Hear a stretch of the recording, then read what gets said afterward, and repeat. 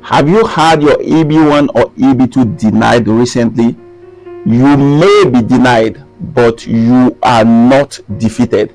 Hey everyone, welcome back to Ayofex Immigration Partners, where we turn immigration setbacks into success stories. If your EB1A or EB2 NIW was recently denied, I want you to listen carefully. It is not over.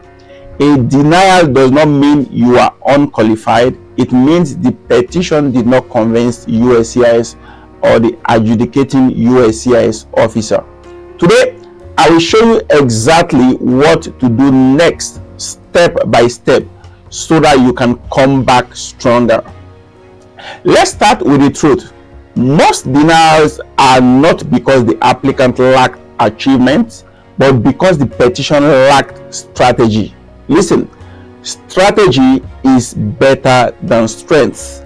Strategy is better than strength. Strategy is better than strength.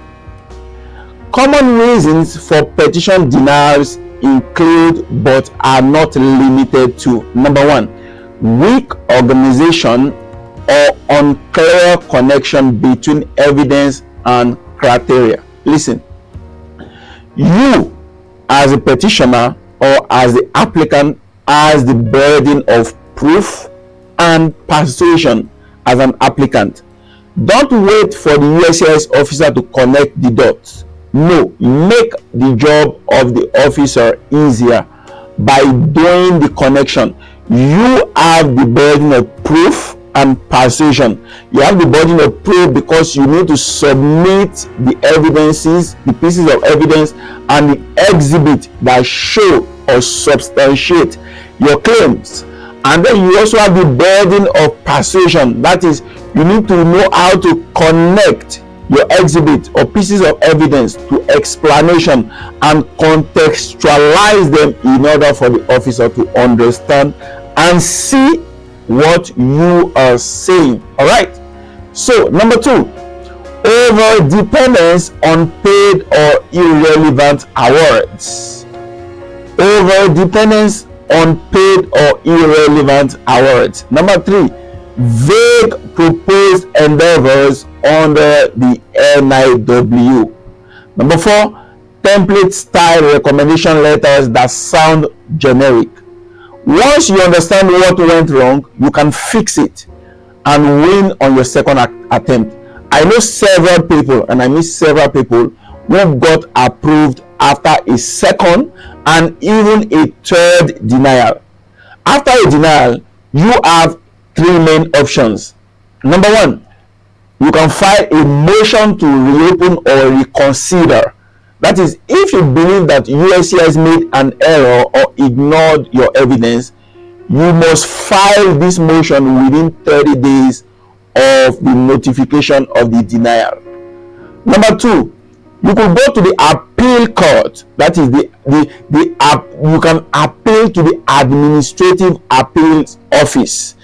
If you want a higher USCIS body to review the decision, you can go to the AAO. That is, you can appeal to the administrative appeals office. That is a higher USCIS body that can actually review the decision of the adjudicating officer, and this could take between 6 to 12 months. But you never know, it can set a precedent like Danazar.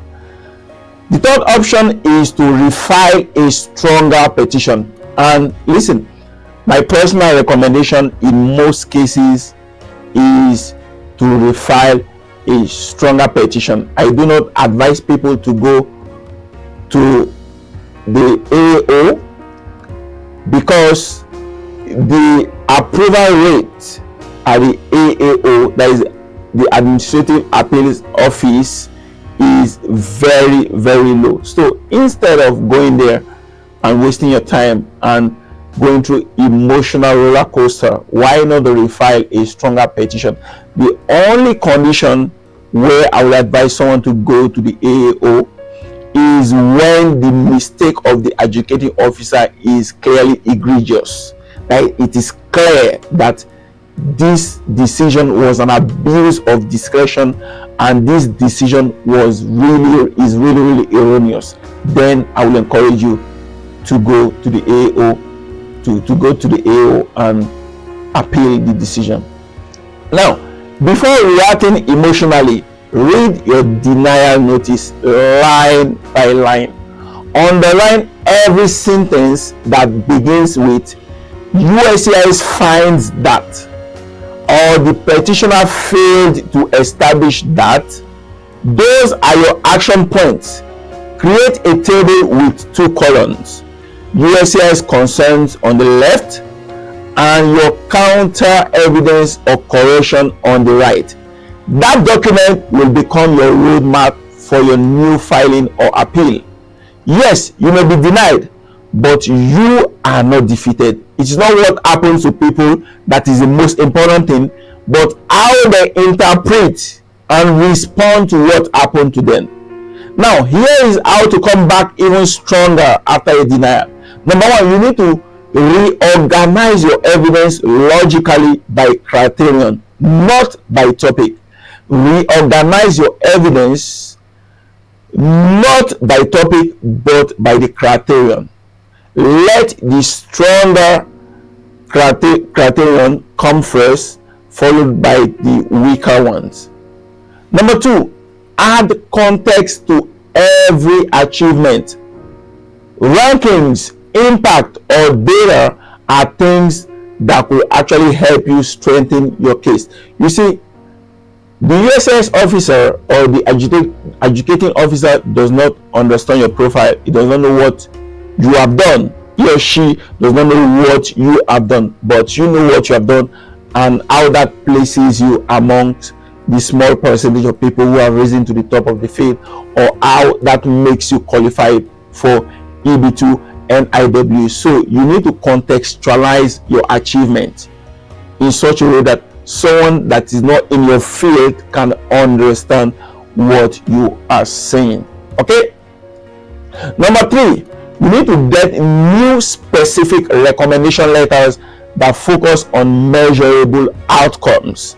Number 4, strengthen your proposed endeavor if you are reapplying under EB2 NIW. Show clearer national benefit and your ability to advance your proposed endeavor. And number 5, and this time, use an experienced writer or strategist to refine your petition language. Every word counts. You see, as far as words are concerned, we say spellings. Words have a way of casting spell on people. That is, they have a way of changing their perception. They have a way of making them see you in a particular way. So the way you write goes a long way in informing how the USCIS officer or the adjudicating officer perceives you. And as we say, perception is reality. If your language is weak, or you have done big things and you are using weak language, the USCIS officer will tend to downplay your achievement. But if you elevate your language to match what you have done, then that will make the petition stronger. One of my friends had an EB1A denial for insufficient evidence of her claim. Her petition was rebuilt with detailed metrics, press citations, and verified judging proofs.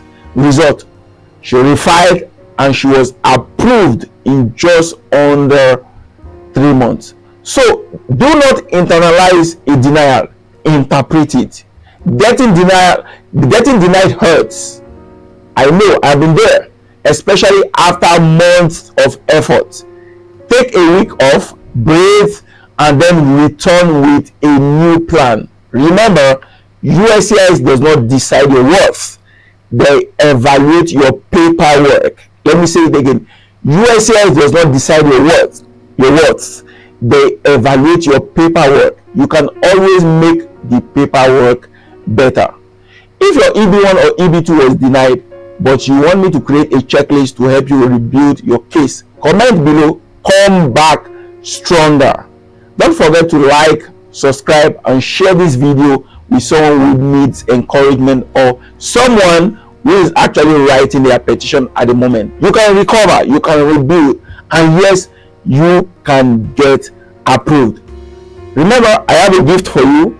Check in the description box for a link where you can get a free template of an EB1A petition or an EB2 NIW petition that was actually approved.